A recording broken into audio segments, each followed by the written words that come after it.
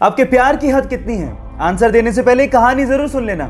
ये बात 1970 की, जब स्वीडन से आई एक टूरिस्ट से एक इंडियन आर्टिस्ट को पहली नजर में प्यार हो गया। उसके बाद वो एक दूसरे को डेट करने लगे और फिर शादी हो गई। लेकिन कुछ कारणों की वजह से उस लड़की को वापस अपने देश लौटना पड़ा। लेकिन उस लड़के ने कहा था कि हम लोग एक दिन फिर से मिलेंगे।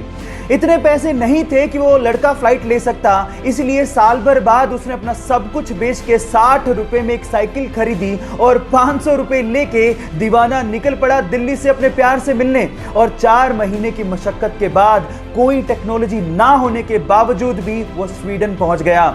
इतना शिद्दत वाला प्यार देखकर लड़की के माँ बाप ने लड़के और लड़की की फिर से स्वीडन में शादी करवा दी।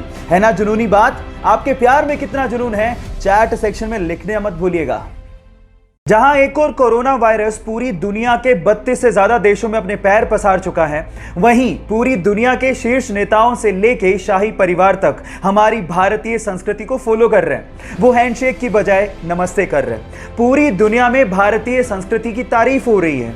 इसमें अमेरिका के राष्ट्रपति, फ्रांस के राष्ट्रपति, इजराइल के प्रधानमंत्री, जर्मनी के चांसलर से लेके ब्रिटेन का शाही परिवार शामिल है। और सबका यही कहना है कि अगर हमें कोरोना वायरस से जंग जीतनी है तो इसमें भारत का नमस्ते एक बहुत बड़ा हथियार साबित हो सकता है।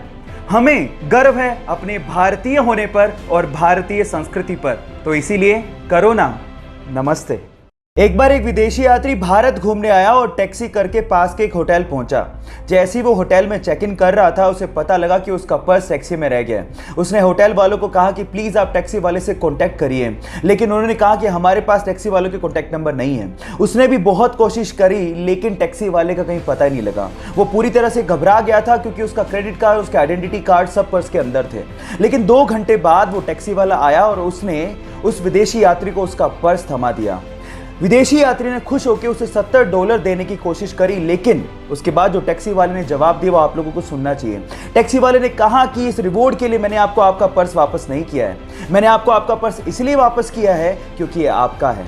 अतिथि देवो भव की भावना को साकार करने वाले उस टैक्सी वाले को मेरा सलाम। ये बात है फरवरी 2019 की, जब कुछ मछुआरे मछली पकड़ने के इरादे से इटली के एक तट से समंदर में पहुंचे। जब वो समंदर के बीचों बीच थे तो उन्हें कुछ दूरी पर कुछ तैरता हुआ दिखा।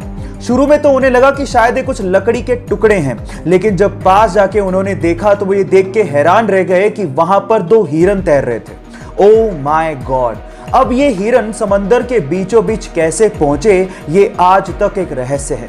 बहरहाल उन मछुआरों को दिल से धन्यवाद, क्योंकि उन्होंने उन हिरणों को बचाने की सोची। तो उन मछुआरों के लिए 1 लाइक तो बनता है।